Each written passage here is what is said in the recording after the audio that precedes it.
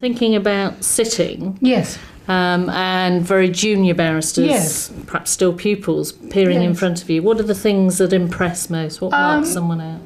Being prepared, absolutely crucial. I mean, again, about the general skill sets that you need as a barrister, being on top of your material, knowing your case properly, not faffing around saying, I think it's page 210 and taking 5 minutes to find a document, being absolutely on top of things, being understated, being straightforward, and knowing the law, not taking bad points just in order to take bad points.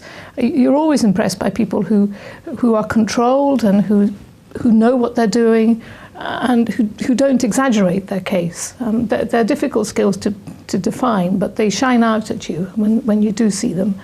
I suppose that's what you really like, being engaging as well, being someone that is a pleasure to listen to and gets on well with their opponents. It is not bombastic or aggressive in cross-examination because that never goes down well, but is thoughtful and careful about what they're saying.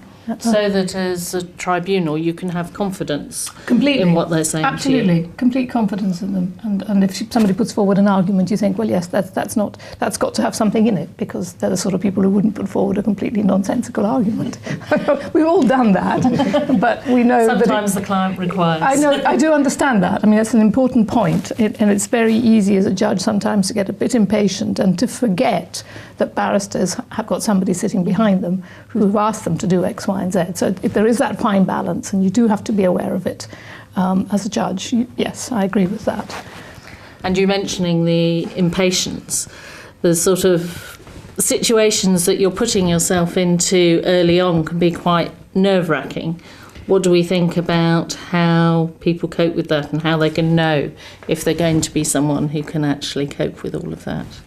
I personally think that this is a career that gets more fun as you go on, because your confidence grows, there are a few new things cropping up all the time, so the new points that arise are actually welcome and an opportunity to learn, rather than, oh my goodness, another thing to get my head round, and where is this court building, and I've never seen this judge before, and what, all that kind of franticness. But I think when you're starting out, you may be feeling all those things on the inside. It's the ability to just be is it a duck or a swan? You're smooth on the surface and paddling furiously underneath, but no one need know that, because you still need to inspire confidence in other people. So I think you just pretend you're confident, and the confidence grows. Time management. Fake it till you make it. Fake it till you make it. Time management, absolutely. If you're prepared, that's half. Don't be late. Don't be late. Leave plenty of time. Get the earlier train than you need to, and if you know the papers, then you're halfway there. Absolutely. Yes, but it's learning. It's a learning experience, isn't it? And I guess you won't know ultimately if you're going to enjoy the career until you start doing it, but shadowing and mini pupilages may be an opportunity to get a fair idea of what you're letting yourself in for. And even marshalling as well with potential judges, because I realise over the course of my pupillage I've been lucky to marshal with a member of chambers who sits as a deputy judge, and seeing that bird's eye view, that you're not just in there for the 5 or 10 minute application, you're seeing maybe a dozen of those applications, and you can see the different styles of advocacy, what you would like to take and what you would not like to take from somebody, and then also the increase in difficulties that you face in practice. So seeing advocates against litigants in person, seeing a judge deal with 2 litigants in person, and all of those issues that come up, and all those skills you can gain. I think marshalling's been a great opportunity to see a whole range of skills. Or even just go and sit in a courtroom. I mean, I say this to students, people who ask me, how am I going to learn about the law? I say, well, where is your nearest Crown Court or your nearest county court? You're always welcome.